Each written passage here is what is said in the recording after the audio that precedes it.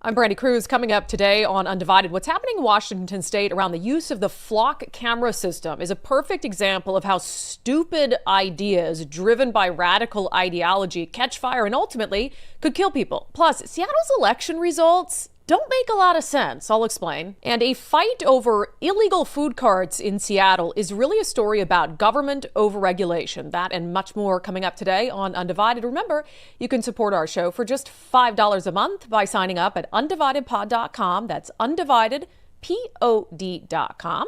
Click on the banner that says support the show for $5.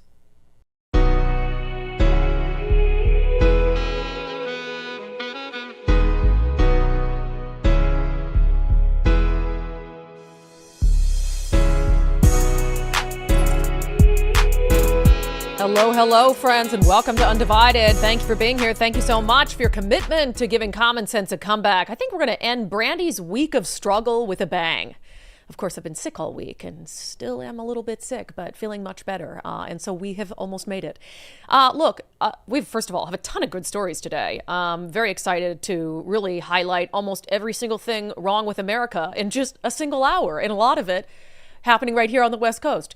So sometimes virtue signaling is harmless, right? It's like, virtue signal makes me feel good about myself, but it doesn't really do damage to other people. But sometimes virtue signaling is quite literally dangerous and deadly. And this is a perfect example of that. So going back a couple months, we've been talking about totally manufactured controversies around the flock camera system. So the first time we brought this up was when the city of Auburn, which if you're not familiar is south of Seattle, on October 21st came out and said it was going to suspend its use of the flock system. And this is basically like an automated camera system, license plate reader that helps local law enforcement agencies fight crime. It's really a great supplement for, especially in a state like Washington, departments that are low on officers. You got this camera system that can do a lot of the difficult work for you. So the city of Auburn came out and said its police department did not knowingly allow federal immigration enforcement agencies to access the city's flock camera system. But there was a report that came out that said U.S. Border Patrol had gained entry through a national data sharing feature. According to Auburn officials, the access occurred through Flock's national lookup tool, which allows agencies across the country to share license plate data. The city said it immediately turned off the feature once it became aware that it could have allowed unintended federal access. So, we're in this heated political climate. We're in a very blue state, very blue area of the state. And so Auburn has this flock camera system. Turns out Border Patrol had accessed it a couple times because they had the feature turned on where other agencies couldn't come in and access information. So as a result, they turned it off. And that decision on October 21st came less than 2 months after the Auburn Police Department was out talking in the news about how useful the flock system had been in helping them fight crime. This was an article from King 5 News that was published August 29th. Auburn's license plate reading cameras already a, quote, huge help to detectives, police say. The department had installed 20 cameras built by Flock Safety to help solve and reduce crime. So August 29th, oh my gosh, this camera system is so great. We're solving and reducing crime, A+.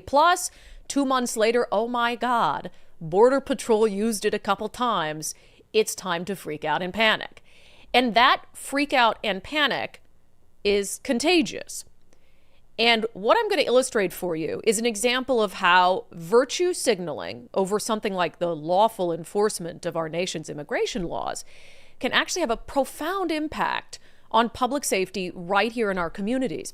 So as all of this is happening, and I just feel the need to reiterate the importance of this flock camera system and how it is being used, this is really important.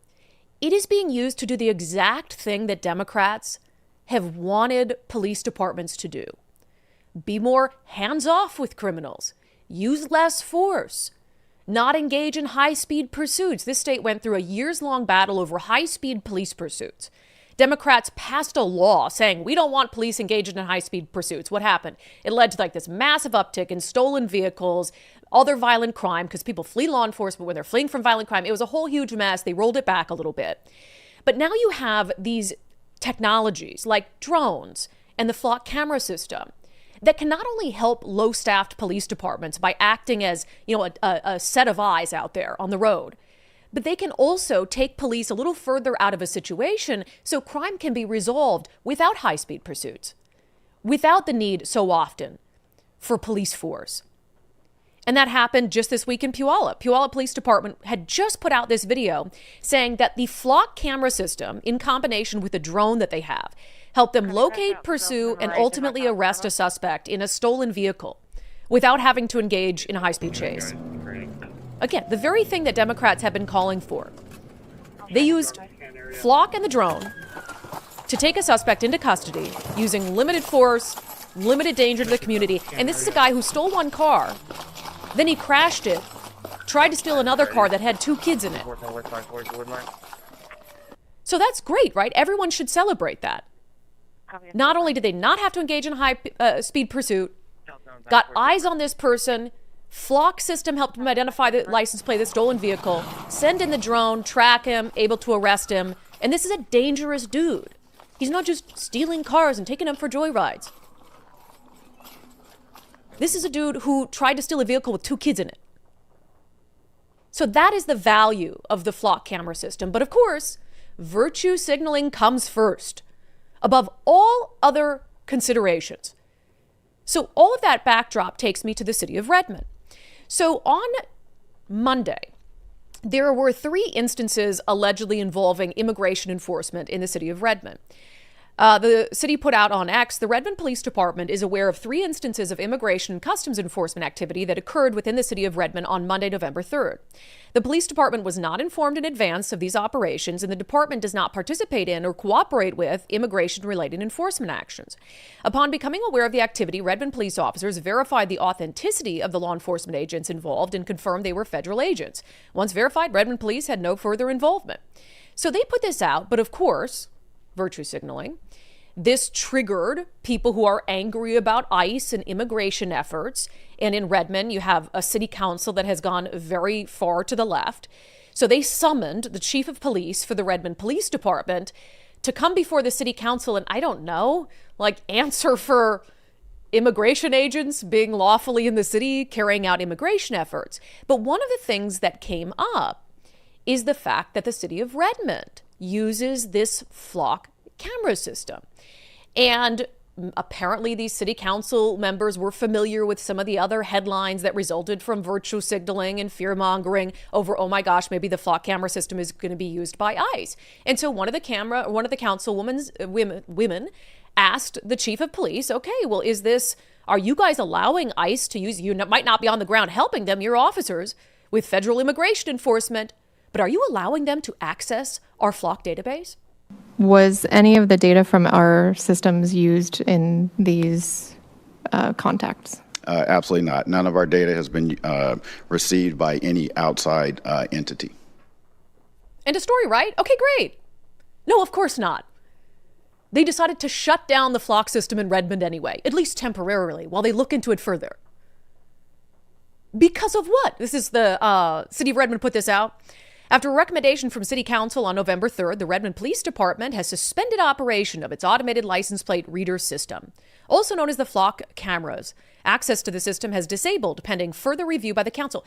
So not just, disabled for, or you tell Border Patrol, whatever it is, hey, you can't use our system. No, disabled across the city. And this is a city that has been having a startling rise in crime per capita.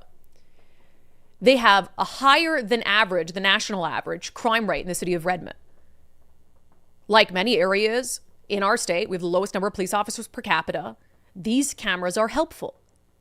The chief of police stood in front of the city council and said, no, there's no instances of federal agents using these systems to be able to carry out federal immigration enforcement.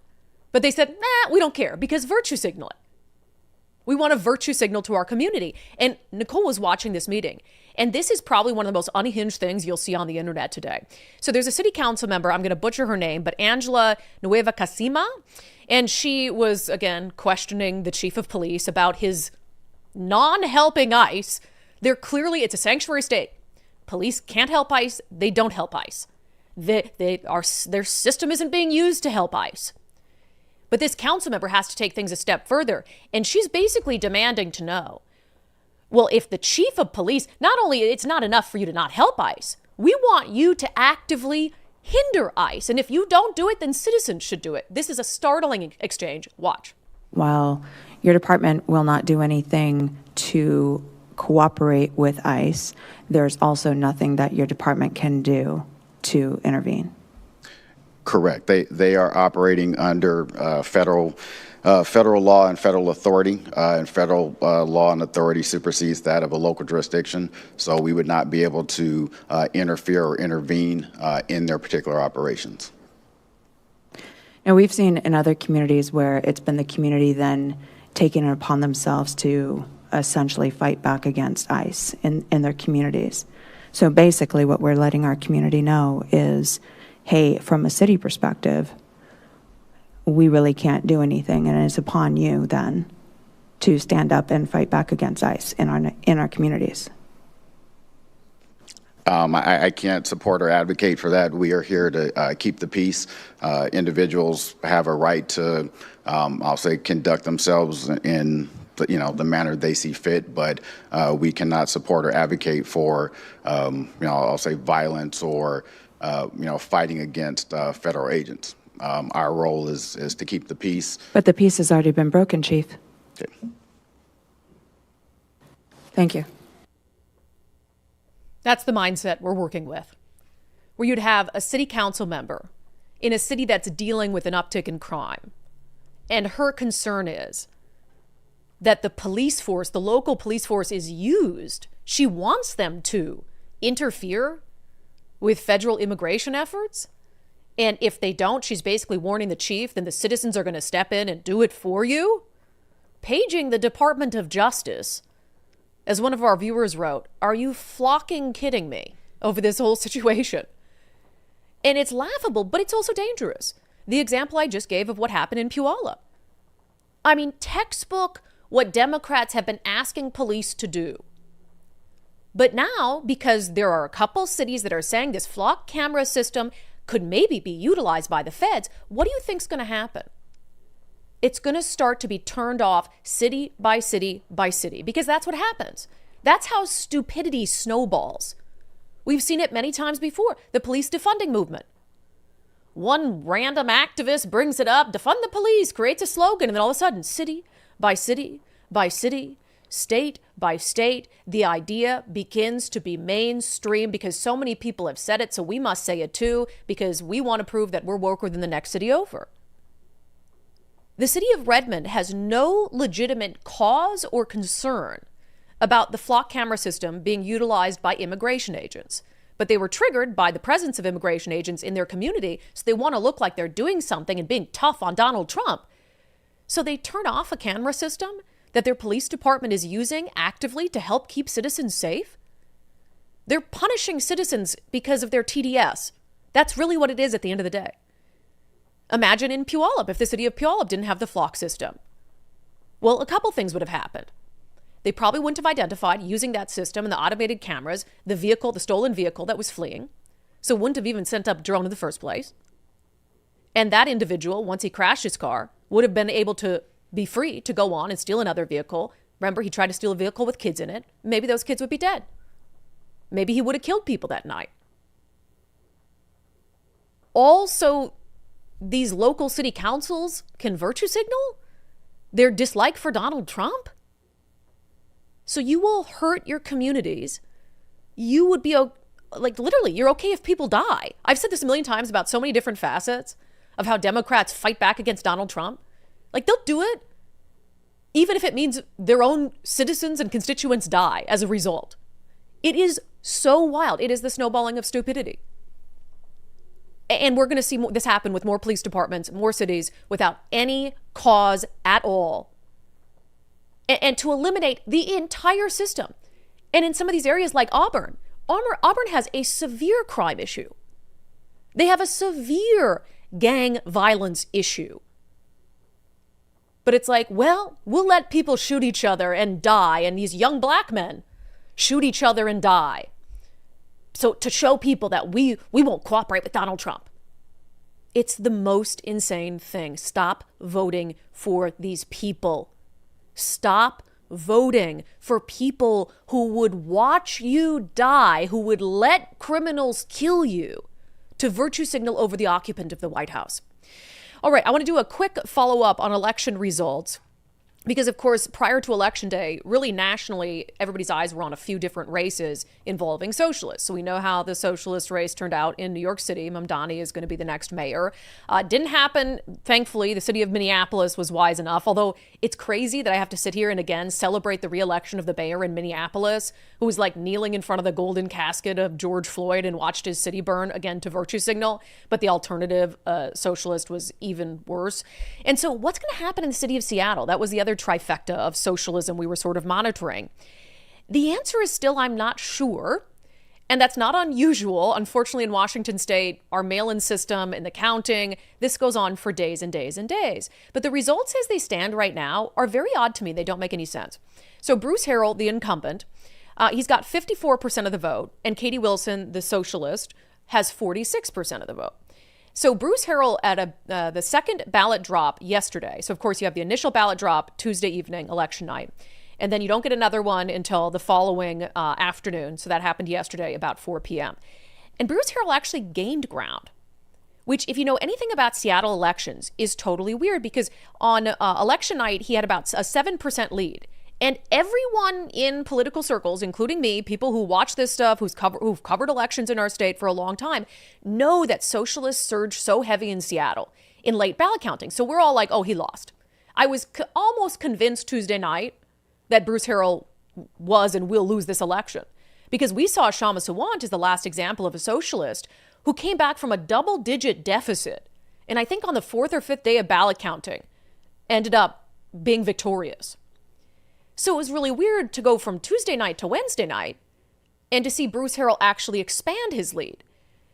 Now, there's going to be another major drop of ballots today around 4 p.m., and that could absolutely shift things. But one of the reasons this makes no sense to me is when you compare it to some of the other races where there is this dynamic of Democrat, progressive, Democrat, socialist, Democrat, Democratic socialist. Because usually you'd see these all sort of behave in the same way.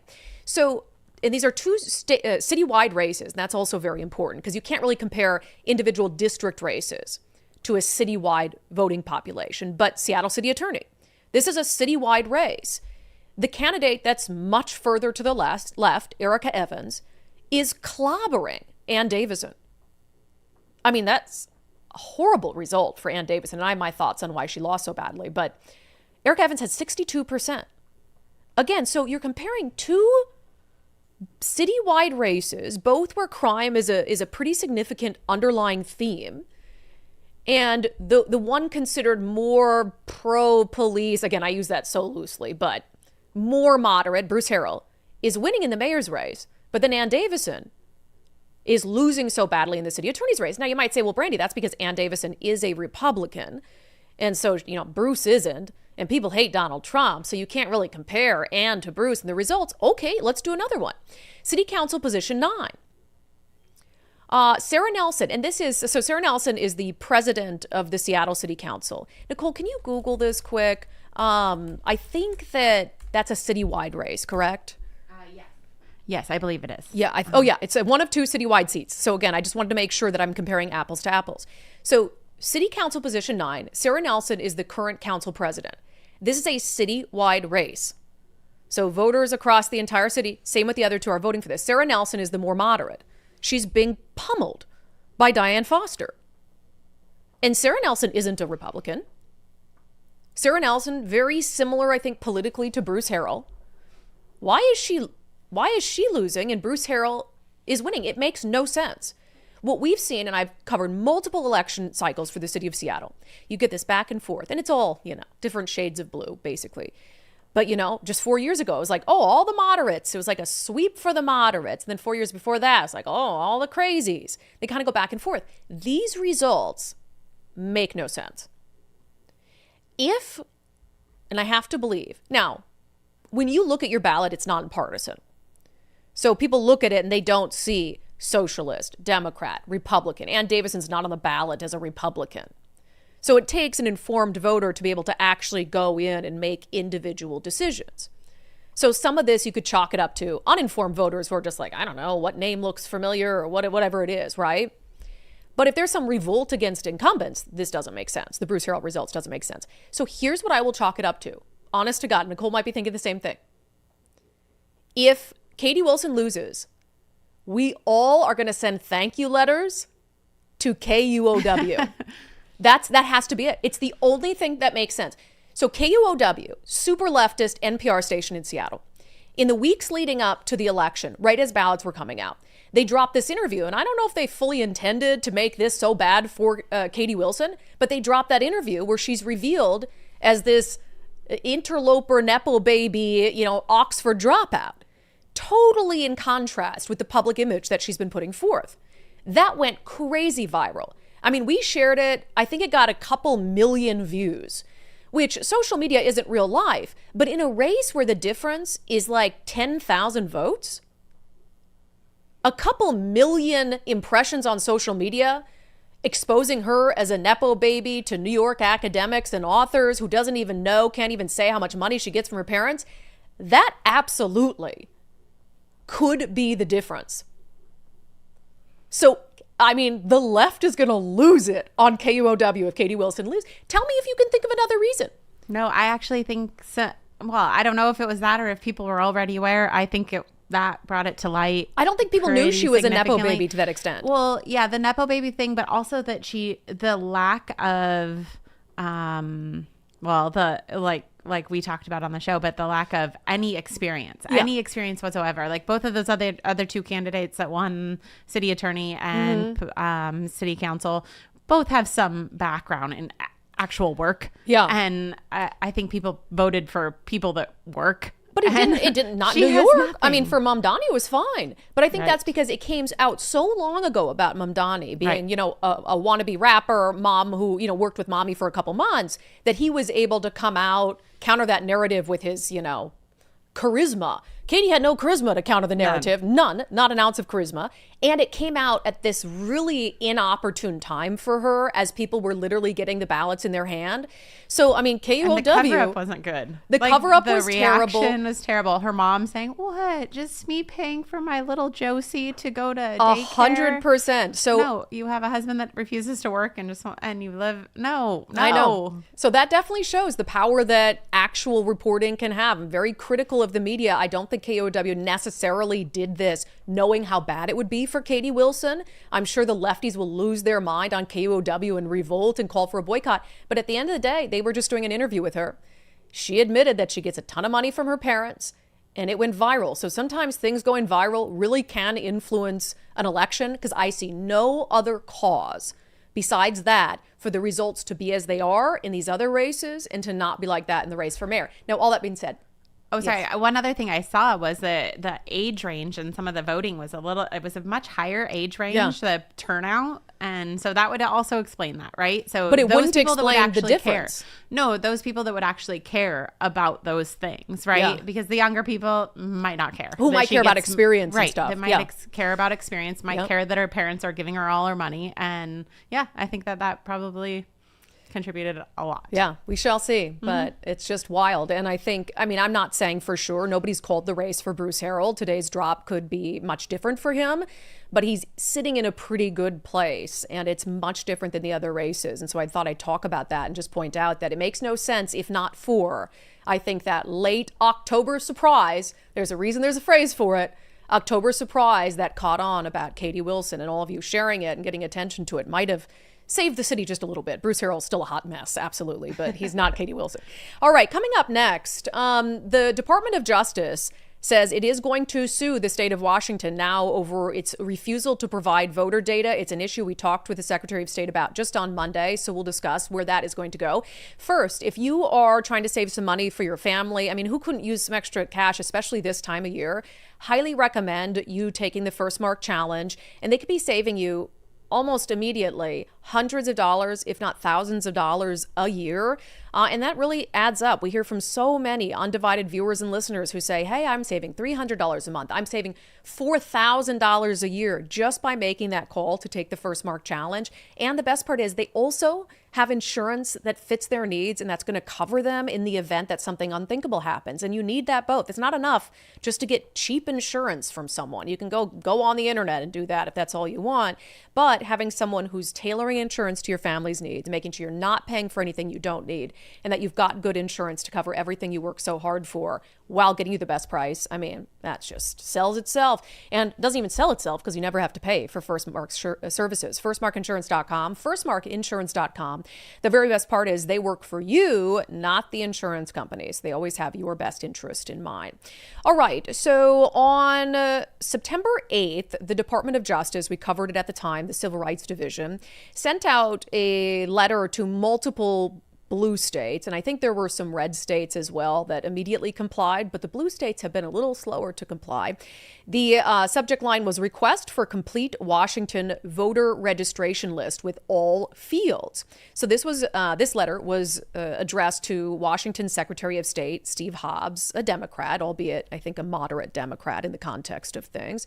And they said that they want Washington State's full compliance with its voter data in terms of giving it to the federal government. They said that means the state's voter registration logs must include the registrant's full name, date of birth, residential address, his or her state driver's license number, or the last 4 digits of the registrant's social security number, as they say is required under federal elections laws. So that letter came out. The Secretary of State, Steve Hobbs, came out a few days later, said we're reviewing the request, but we have privacy concerns. That was the reason they gave, is we don't want to hand this all this information like social security numbers over to the federal government. And so they've so far refused to do that. I had Secretary of State Steve Hobbs on the show on Monday, and I asked him why they were holding out. We're not going to do that because I don't feel secure in doing it. That's number one. Two, it's in conflict of the 1974 Privacy Act. Their request does not meet what the original law is because they gave us the Voting Rights Act. We're referenced to that, but nowhere in there does it say that we got to turn over that. Now, I am more than willing to work with the DOJ to turn over whatever data we have that is not restricted. You can still use that data if you want to, but I just not going to turn over all that information. Yeah, I guess the restricted part confuses me because like all that data you just described, you don't think the federal government has, the social security number is from the federal government. So like you're keeping the social security number from the federal government, which gave us our social security numbers. Right. So how is that actually restricted? Right. So you're right. They own the Social Security agency. But the thing is, so you have two conflicting laws, right? And if the law that they're referencing doesn't have any reference to it, and then there's an existing federal law that prohibits me from giving it out, including state law, then I'm probably not going to give it out. Again, though, I'm willing to work with them. I'm not closed-minded about it, or just because it's a Republican administration. I'm a Democrat, as you know. I didn't get here for cooperating with my party. So I just want to make sure that I'm following the law, and there are issues of privacy. And so that's where we're at right now. I'm waiting for them to issue me a summons. Well, ask and you shall receive. So Assistant Attorney General, United States Attorney General Harmeet Dillon went on our friend Jason Rant's show yesterday, and she said that summons is coming. The only thing they're waiting for, this is the headline, DOJ to sue Washington over voter roll secrecy after shutdown. We'll see them in court. And Harmeet Dillon is the Assistant Attorney General for the Civil Rights Division, and she was the one who had sent that letter to Washington State. And what she told Jason Rantz is basically because of the shutdown, this has been delayed, but she's also confused by the answer that Secretary of State Steve Hobbs is giving about privacy. She told Jason Rantz that makes no sense. Similar to what I told Steve Hobbs. It's like, if the federal government wants somebody's social security number, they'll go find someone's social security number. They own the social security numbers. We got the social security numbers from them. It doesn't make any sense. And so now Washington State is going to be dragged into yet another costly lawsuit while they themselves sue Donald Trump over a whole number of things. Well, we've got all these other pressing issues. Well, and when you could just turn over the data, get some guarantees from them on how the data will be used, et cetera. I think one of the concerns that some blue states had put forth is that the data would be used by ICE. To which I said, well, if the data could be used by ICE, doesn't that mean that there are some concerning individuals on the voter rolls? Because ICE conducts immigration enforcement. And that would be an admission, wouldn't it, that you have some people who aren't citizens voting in our election? None of it makes any sense. It's all just because of Donald Trump, in my opinion. And so now we're going to have to go and have a lawsuit over it. The other thing that came up with my conversation with Secretary of State Steve Hobbs is this issue of, okay, if you have nothing to hide, what's the problem, right? So providing all this data to the federal government would prove Washington State's claims, in theory, that we don't have illegals voting in our election. Now, I don't know. That's what I'll say. I don't know if illegals are voting in our election. Why don't I know? Well, in Washington State, our process is just, what is the Scout's honor? Is it 3 fingers? 4? I don't know. Scout's I've never honor. been a scout. Scout's honor that I'm pretty sure it's 3. Scout's honor that I'm in the country legally. That is literally what we do in Washington State. I talked to Secretary Hobbs about it. We're basically asking people to attest through honesty that they're a citizen of this country when they register to vote.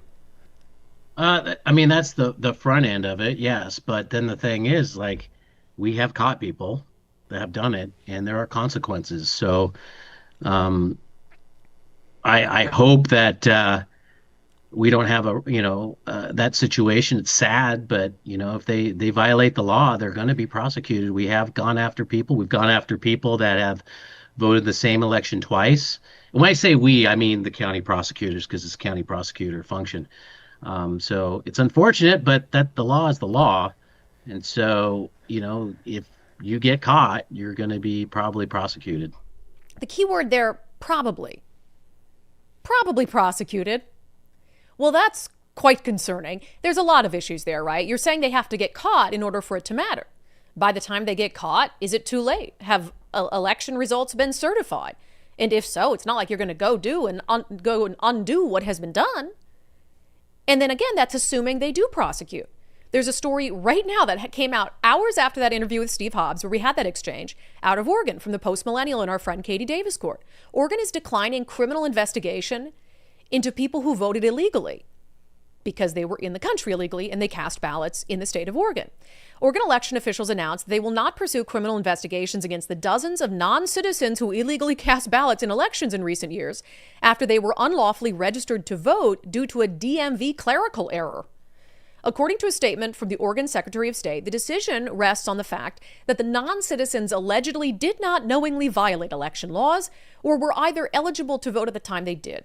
The Secretary of State's office will not refer anyone for criminal prosecution because the DMV mistakenly registered them to vote. The statement reads, a clerical error at DMV caused these mistaken registrations, not the unlawful actions of any of the people registered, which is interesting because I seem to recall that ignorance of the law is not an excuse. And if you're in the country illegally, you know damn well that you are not supposed to vote. And again, it's not necessarily, and the wider issue being, how did the DMV, a clerical error, illegally register people to vote? My thought is it's probably very similar to Washington State, where it's, automatic thing, getting your driver's license, good for you, register to vote. And in our state, we treat illegals the same that we treat citizens, so you don't have people at the DMV asking, are you in the country legally? So it's just wild. But in the instances where people did vote, so in the state of Oregon, I'll read on in Katie's reporting. This comes after an investigation last year revealed at least 1,863 individuals were unlawfully registered to vote under the Oregon Department of Motor Vehicles. Hundreds of those individuals were determined to be non-citizens. Oregon law allows anyone to obtain a driver's license despite immigration status. An error occurred when DMV staff mistakenly selected U.S. passport or U.S. birth certificate when entering documentation data for individuals applying for driver's license. This error led to non-citizens being added to the voter registration system, and that's motor voter. There are some states where just the act of registering or getting a driver's license automatically registers you to vote. And yeah, I'm supposed to believe it's a mistake that the DMV staffers put, oh yeah, they've got a birth certificate, register them to vote. Absolutely not. So 39, this is key, 39 of the 1,863 individuals who were unlawfully registered, many of whom were non-citizens, cast ballots in elections in recent years, according to the Oregonian. Now, here's the kicker. Election authorities argued that the number of people who voted illegally did not affect the outcome of the election, giving them another excuse to avoid inquiries. So, here's the stages. Illegals aren't voting. Okay, some illegals are voting, but it wasn't their fault. It was the DMV's fault and a clerical error. Some illegals are voting, but they didn't impact the outcome of the election. So we'll just let them get away with it and we'll move on without fixing the problem. And I will tell you, 39 doesn't sound like a lot in the context of a statewide election. We've had governor's races decided by not very much. We've had a secretary of or a commissioner of public lands race that was decided by a couple dozen votes. There are local races that have come down to single digits. And so 39 votes absolutely can sway an election. So when we go back to the Secretary of State on our show Monday, suggesting that this is sort of a non-issue, that, doing the common sense thing and just requiring actual proof of citizenship when you register to vote would be the easiest way around it, or, suggesting that, hey, this is all overblown. It's not. We could literally have a situation where a couple dozen illegals voting, because nothing stops them from voting. Let me repeat that. Nothing is standing in the way of an illegal alien in Washington state casting a ballot. Now, there could be consequences on the back end if someone finds out about it, if someone digs, if the information is available. But I would ask you, how will that happen? Because the state of Washington treats illegals no different. It would be the federal government that would have to step in if it gets the data from Washington state and find out probably a year or 2 years down the road that this illegal voted. And then what good does it do? It does no good, and maybe that's the point. Where they can say, oh yeah, but we'll prosecute people who vote illegally, so don't do it. But we might only find out about it after the election results are already certified and after it's too late. And I am not a big believer in the stolen election, and all that stuff, because I think it's actually counterproductive, and it has led to that pushing of the narrative by the right, has led to Republican voters not voting because they literally think that their ballot won't be counted or won't be counted in the way they intended. So I think it's totally counterproductive. But in order to maintain trust in the election system, we have to care this much about flaws in it. We have to care this much about even if it's one instance of someone voting illegally, and that person has to be held accountable or trust in the system is eroded. The most common sense thing to do that should be supported by everyone right, left, and center is to just ask when someone registers to vote for proof that they're a citizen of this country. And there are many ways you can do that. A birth certificate, a U.S. passport, a document of naturalization. Sure, you might have to go through an old trunk and dig it up. Some box somewhere in my garage probably has my birth certificate, but I'll find it if it means that I need it in order to vote. Wild. Again, virtue signaling, hate for Donald Trump over just plain good old common sense. Man, and we're still going to get to our best story of the day on the show today. Wow, we're just jam-packed full of good stuff.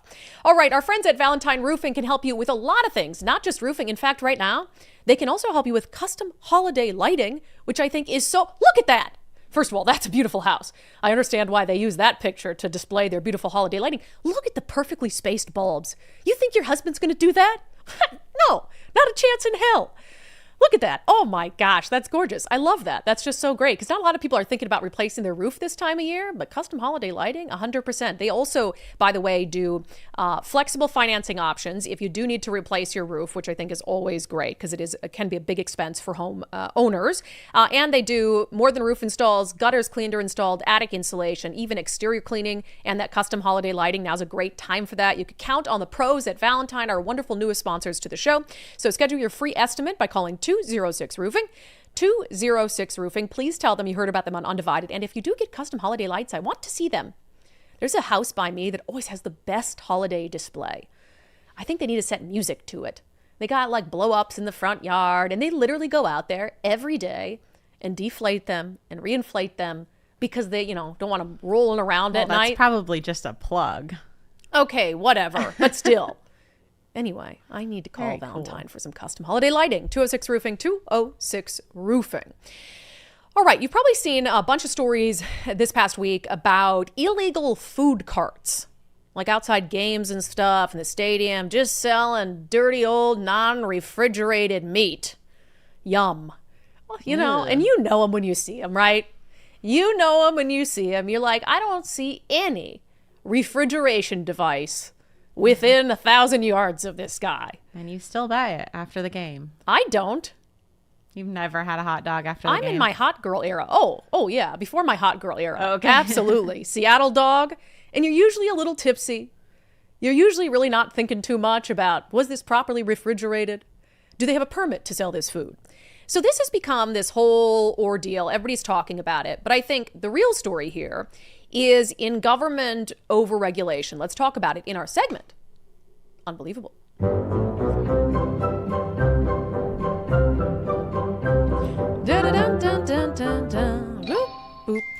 So this is just fascinating to me. I'm going to play a couple cuts from a King 5 news story. All the credit to King 5. I thought this was a great report. But the part of the report that I think stuck out to a lot of people is really not the part of the report that stands out to me. So, these have been popping up downtown Seattle by the stadiums, and you can tell the difference. You've got like the more, the big food trucks, and then you've got the food carts that are kind of more a tent thing. I mean, we're talking about individuals who literally like flop out a what do you call it? Black top. A grill, like a little black top. Yeah. Yay big, got it on a stand, and they're just cooking up hot dogs. It's like if you or I went out there, just like popped open our grill, that one that we take to Watershed, and just have my husband out there, and we're like, here, $10 for this hot dog. That's happening quite a bit. So what happens if you get caught? What is the consequence, basically, for running one of these illegal food carts? Here's King. It's against state law to sell food without a license. In 1974, King County made it so inspectors can write you a $250 ticket for violating this. I asked the county, how much in fines have they collected? Their answer? None. If you're not going to cite them, yeah, they'll go home, whatever. They'll come right back, and they do it every time. They said they have not been able to use fines to deter unpermitted mobile food vendors. Okay, so if you're an unpermitted mobile food vendor, there's really no consequence for you, right? It's like, yeah, they might tell me to go home that day, but they're not sending me a $250 fine. And hell, even if they send me a $250 fine, I probably made enough with my unlicensed food cart outside the stadium to be able to compensate for that.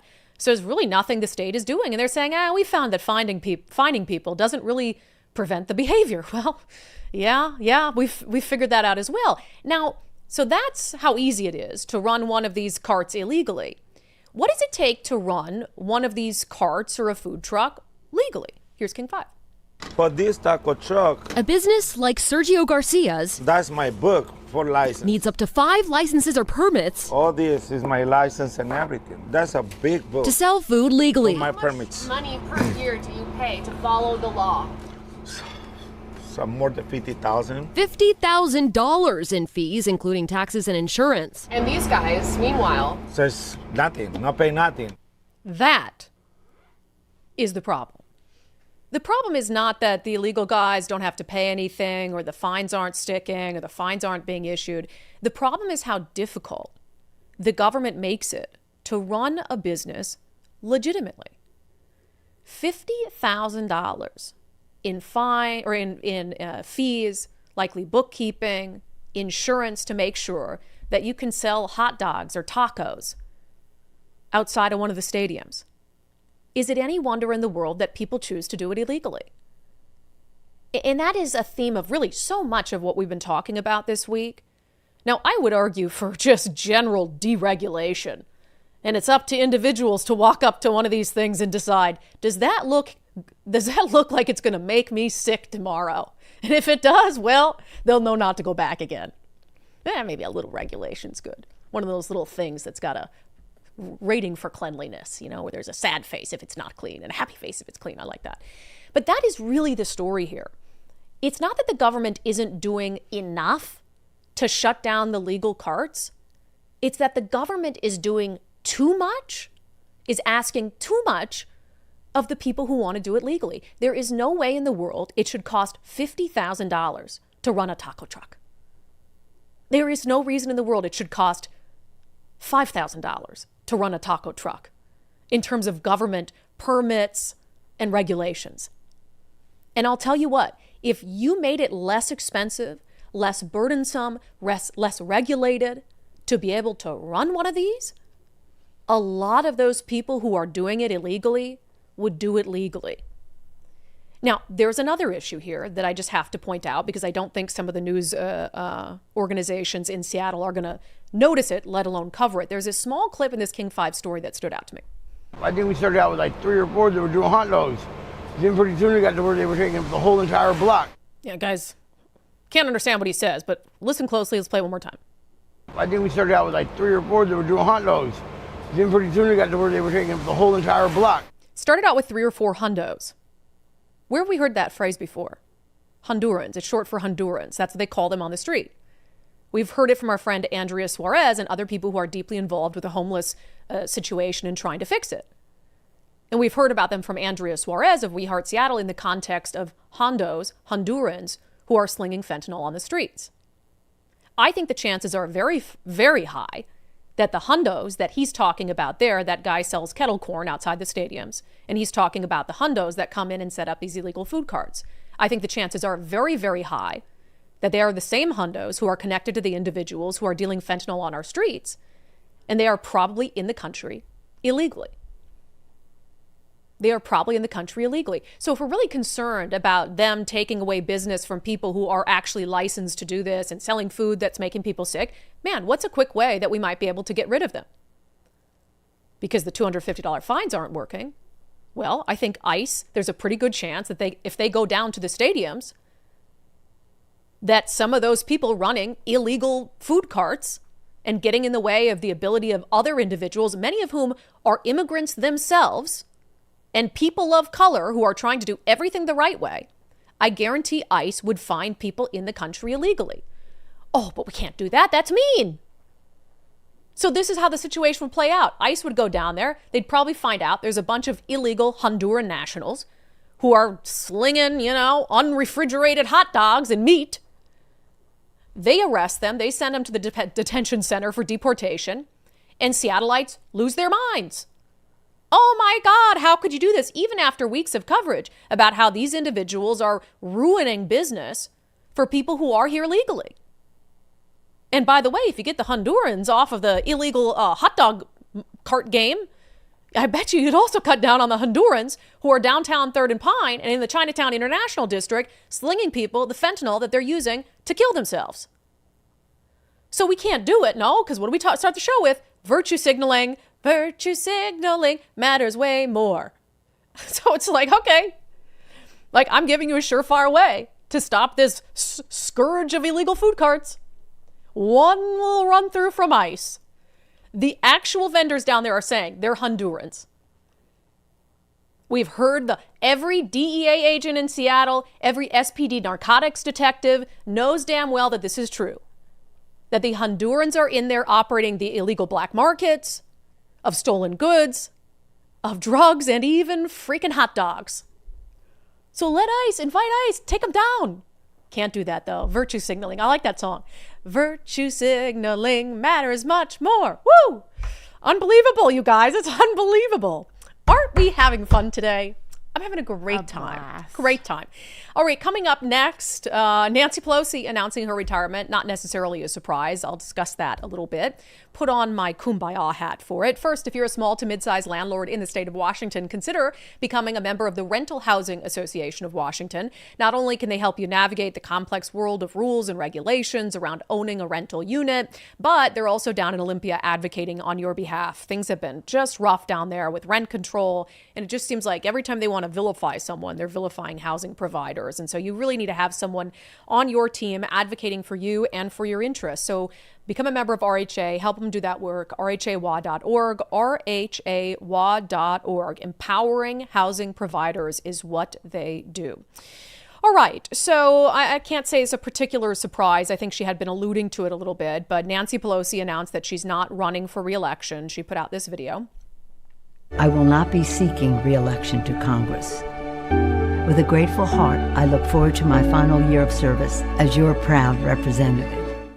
Yeah, and so the video goes on, and it's got all this other imagery about, oh, wonderful. And she talks so much about how San Francisco and how far they've come and, fighting for rights and her fight against the AIDS epidemic and all these other things. And look, I don't blame Nancy Pelosi for, in her retirement, wanting to celebrate the good things she's done, in her retirement, wanting to celebrate her accomplishments. I mean, she ran for office 1 year before I was born. But the thing that bothered me about this video, and I'm not going to spit on Nancy Pelosi's political grave, I think anyone who signs up to serve usually does it in the beginning for the right reasons. And I'm not going to say that in her career, she hasn't had some significant milestones, some historic achievements. She was the first woman to be Speaker of the House. All that's cool. Like, good for her. I'm sure she's done some stuff to be proud of. But in this video, which I think was like 7 minutes long, she talks so much about how San Francisco is this like gem of the world and how much it's improved since she took office. That's just a lie. It's just a demonstrable lie. And the improvements that you had achieved in like the early 2000s, so many of them as we speak are being undone. This booming tech industry, it's being undone. Tech businesses cannot survive under the crush of regulation and taxes. They're done with the crime and the homelessness and substance abuse, so they're fleeing to places like Texas. And of course, no mention at all about places like the Tenderloin. And San Francisco being one of the worst examples of progressive policies gone awry. So I don't blame her for putting the video. Like, hell, I wouldn't brag about it. I wouldn't point to that in my video about my retirement either.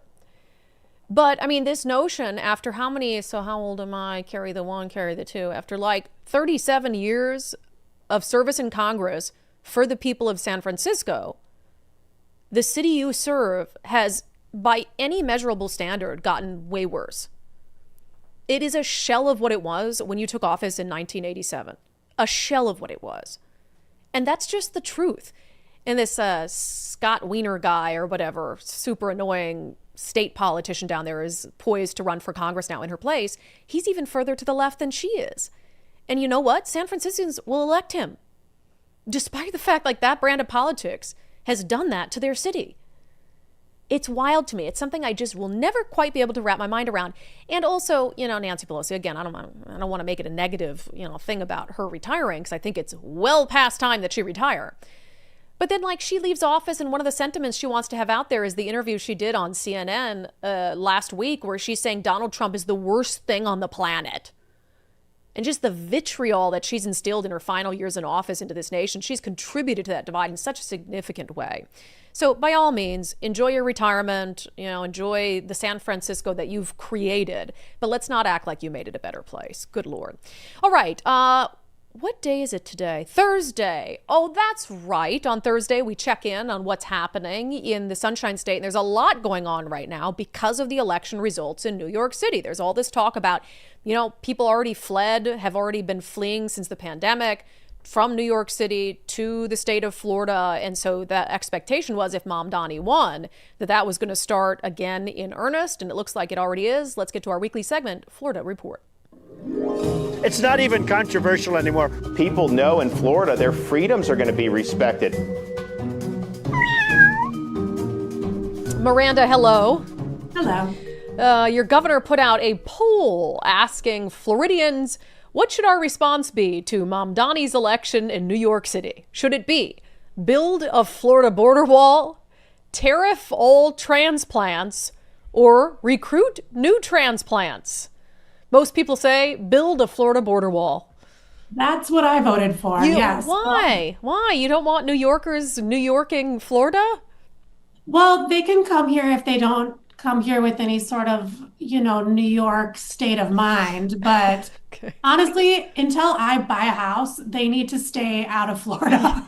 Yeah, I saw this article, the headline from Fox Business, NYC election fears drive $100 million Florida real estate surge as nervous New Yorkers flee south. So in it, they talked to a developer who's the CEO of a Miami-based development company.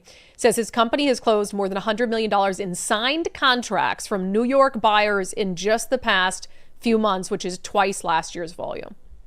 Yeah, I mean, part of my photography business is in the real estate sector, and my realtors have been waiting for this. They are just so excited because they know they're already putting out these funny memes and stuff on their Instagrams. They know that it's coming, it's inevitable. And the problem is it does drive up prices. It forces locals out. So there's going to be a little bit of both. There's going to be a lot of New Yorkers coming here, but I do foresee a lot of locals moving to places like Texas and the Carolinas because it is just almost unaffordable to own a home, especially in Miami. And the same song is in Tampa, Fort Lauderdale, all the major cities in Florida. It's very difficult to be a, just normal working family and own a home down here. So there's going to be an exodus and a bunch of people coming at the same time. Yeah, and we kind of alluded to it, but as we speak, you have offers in on a house. And so two offers on two different houses, trying to figure out which one will give it to you first, basically. So you're like in real time, because I'm sorry, but if I were those home sellers and this was the election result, I would take those homes off the market if I could afford to, and I'd put them back on in 6 months. For sure. And I have been pressing my boyfriend about this because he just kind of is like a blue collar man. He stays out of, the noise of the world. So when I tell him things like this, that we're in like a really great position, but there's a pinch coming because of what's happening in New York, he doesn't really understand it. And now like that it's a reality, I'm like, we need offers on houses. We need to do this right away. And so he's kind of understanding, and my realtor kind of told him like, no, we need to make this happen this week. So yeah, because it's gonna happen fast. And even this developer in this article said that these buyers from New York are getting a lot more aggressive in their offers and their decision making. Like they're like, I'm moving now. I need a place now. All right, let's talk about, since we previewed it, there was a socialist running for mayor of Miami, which she was laughed at. She's like this old white librarian looking lady. And people are like, you do realize there's a bunch of Cubans here who fled communism and they're not going to vote for a socialist. I'm going to guess she didn't win. She didn't. She did secure about 411 votes, though, as of today. I guarantee they were all white, college-educated Nepo babies who it's the common theme. So Miami's elections are very interesting because they're technically nonpartisan. So that's the same with us. Like people know what the candidate is, but it doesn't say it on the ballot. But also they have to get a majority of votes to win. So you can't, there was like 13 people on the ballot. You can't win with like 45%. So the top two go to an immediate runoff, right? Yeah. So our top two, they are a Democrat and a Republican. Yeah, it just doesn't say it on the ballot. And as much as it doesn't say it on the ballot, and as much as it's nonpartisan, like if you do your research, you know what people are and what they're running for. Yeah. And so there was quite a few Republicans on the ballot. So those votes got pretty, divvied out. Yes. So it'll be interesting because when I was doing my own little voter math on the election results, it's still looking like the runoff election will be a really close call. And this would be a huge win for Democrats in the state of Florida if they happen, if Eileen Higgins ends up winning, because it's between her and Emilio Gonzalez.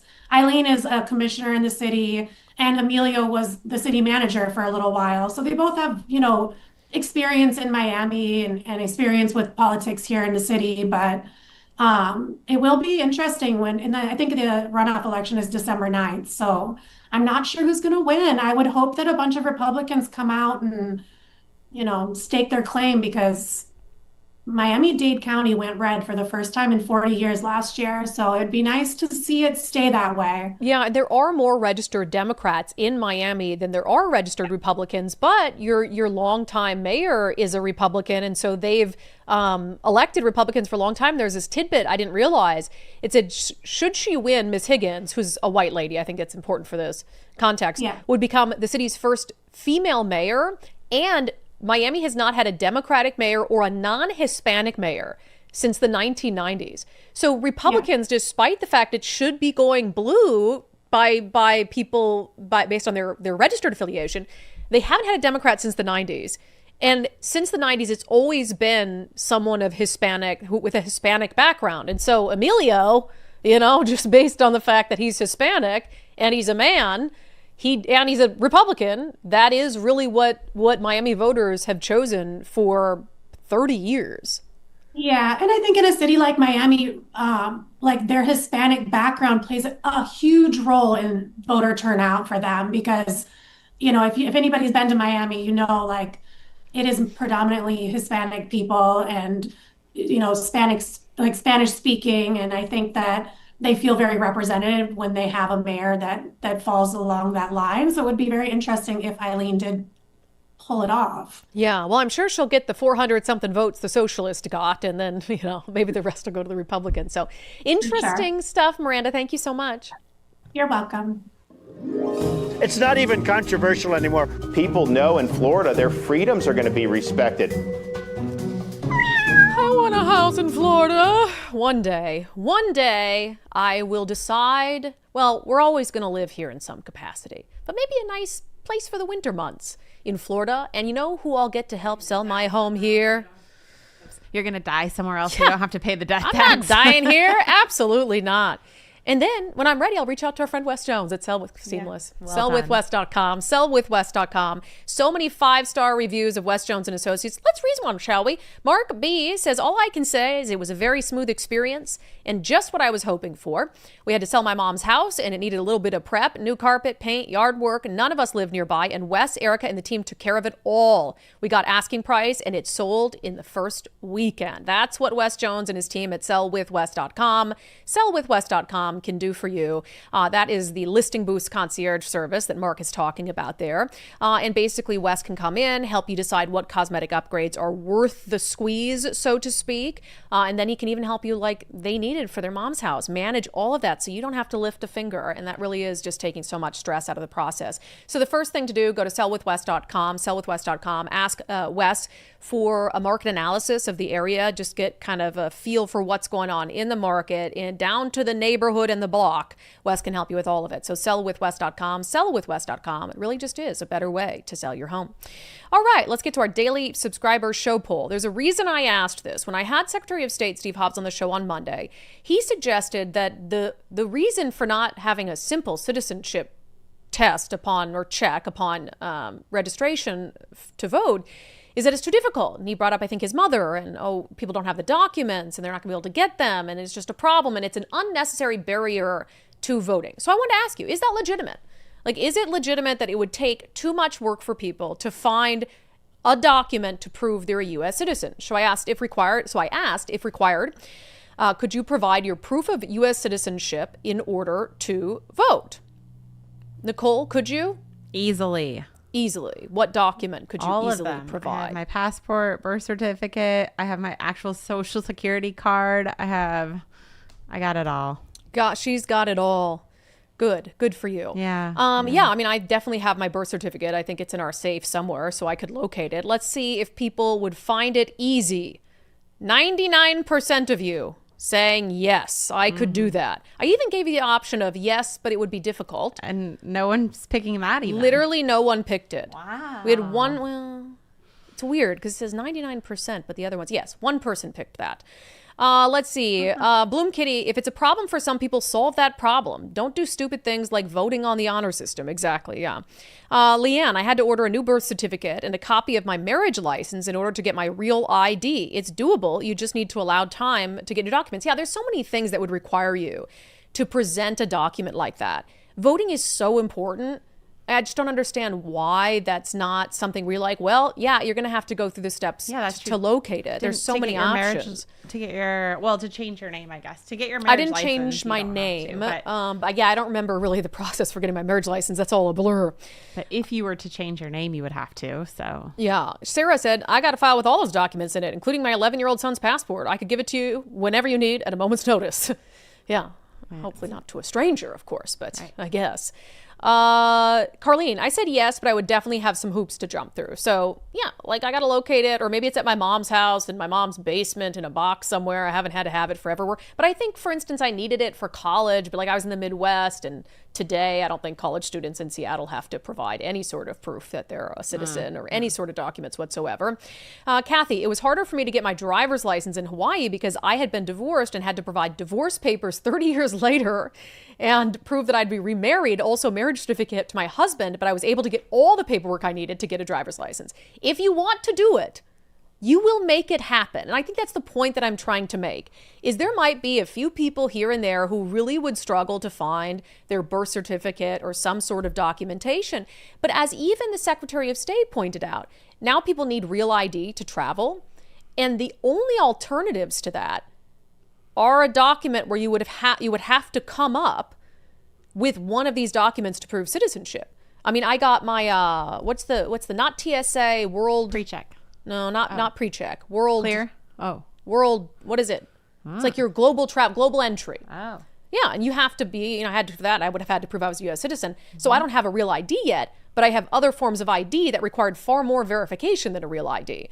So at some point, people are going to have to do this. It's really not a big deal. Tell them to get their shit together. Go dig out their birth certificate or find a copy of it.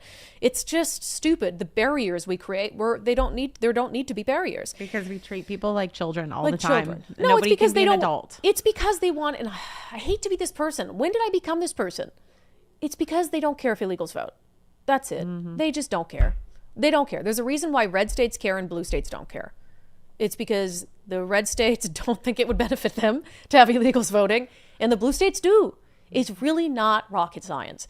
All right, comments from the live stream. Catherine says, hello, just wanted to say I've been busy with my sick pup, but I will be sending you that form. I'm glad you feel better, Brandi. What are you talking about? I don't know, but I'm glad that your sick pup is... I hope your sick pup is okay, and apparently you owe me a form. I don't know what it is, but I'll wait for it eagerly. Todd Welch, I think Branda probably put that in there thinking I knew what the form was. Todd Welch, cities don't need to suspend operation of flock cameras, but instead work with the contract with flock and turn any features that would share without permission off. Exactly. You don't have to totally take the camera system offline. Just suspend whatever data sharing that would do it, which I think is also stupid, but I get it. In our state, sanctuary state, you don't have to take them down. And by the way, Miranda's not in there. It's me. Oh, well, but Jesus. I thought you knew. I have no idea what the form is. It was probably something we talked about earlier in the week. I'm not sure. Girl Dad ×3. Flock is a great system. It has a limited retention period and is only used to find specific license plates while investigating a specific crime. Untold crimes have been solved. Exactly.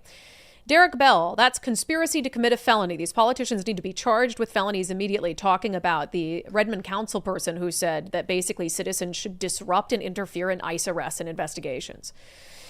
James Degnan, I call this the thinking of the thin blue line that everyone supposes is in place to protect the citizens. That line we see on the national colors honoring police is growing paler every day as we hear cops like these parroting the idiocy of the city council they function for. They have become not much more than a flunky city council militia instead of protectors of the citizens they allegedly swore to protect.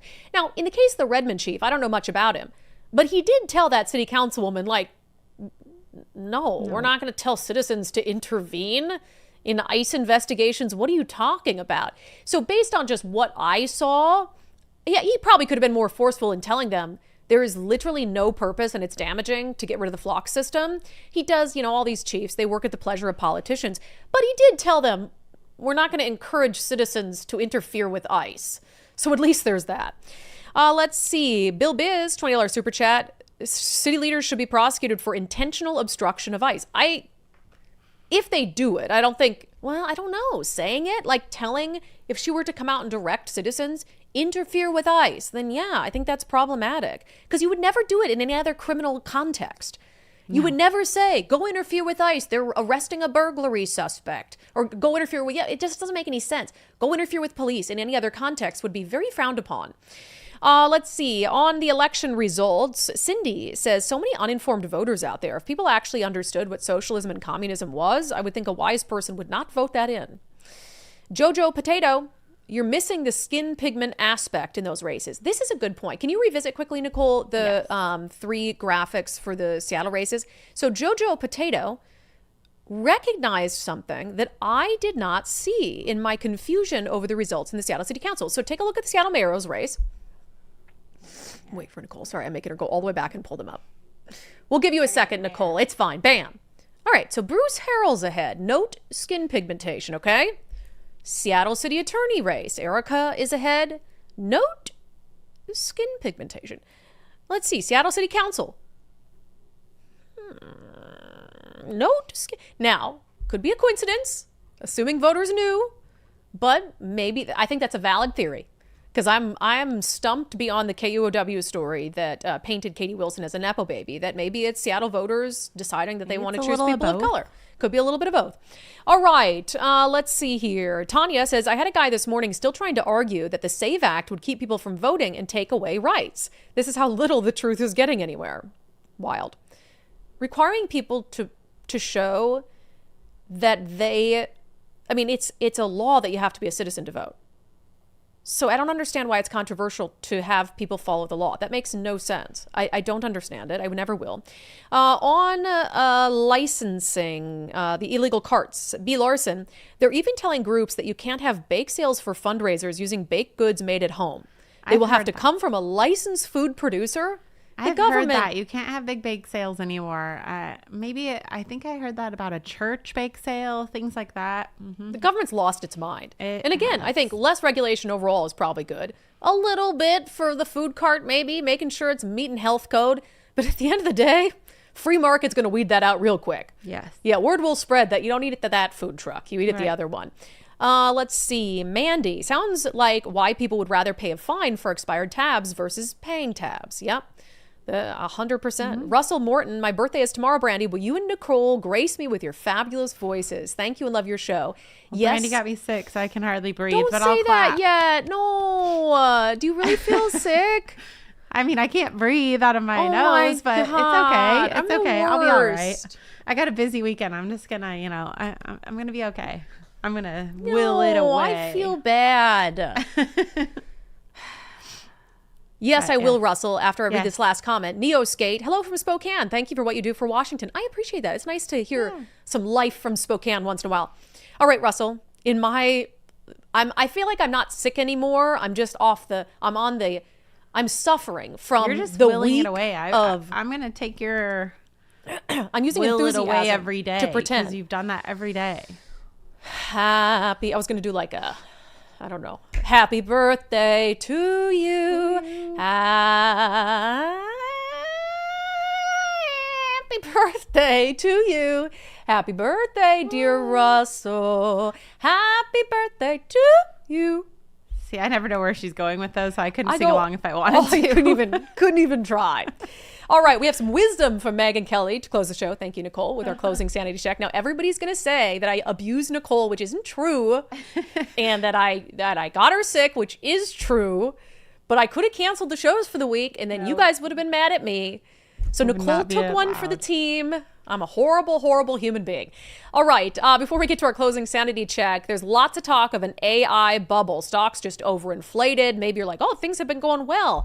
But what happens when that air gets let out of the market? Are you confident with how your retirement portfolio is positioned right now? Are you confident in the risk exposure? Join Bulwark Capital, Zach Abraham, for his preview live webinar, November 20th, 3:30 p.m. Pacific time. I cannot believe it's already November. What in the world?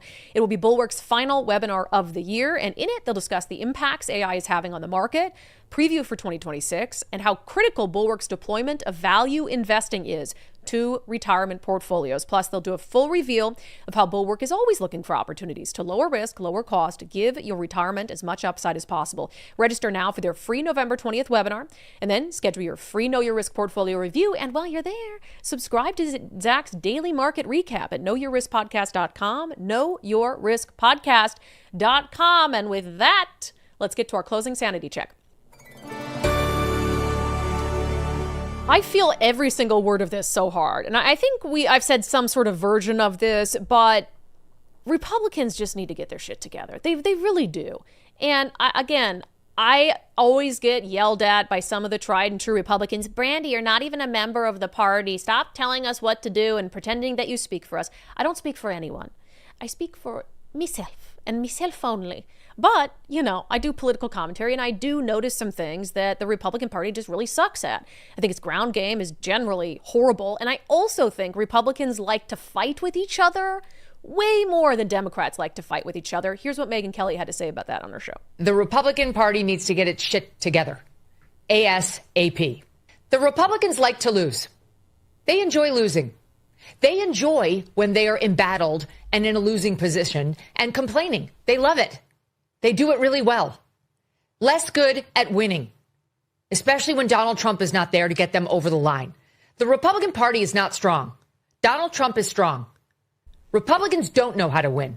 They don't know who to run. They don't know what to do when daddy's not there to fly them across the finish line. And that's just been so obvious. Meanwhile, Trump is all over the Middle East while people's groceries bills are still high. They're still dealing with inflation. They're suffering. Like, that's it, okay? We're focus on domestic policy and on making people's lives better.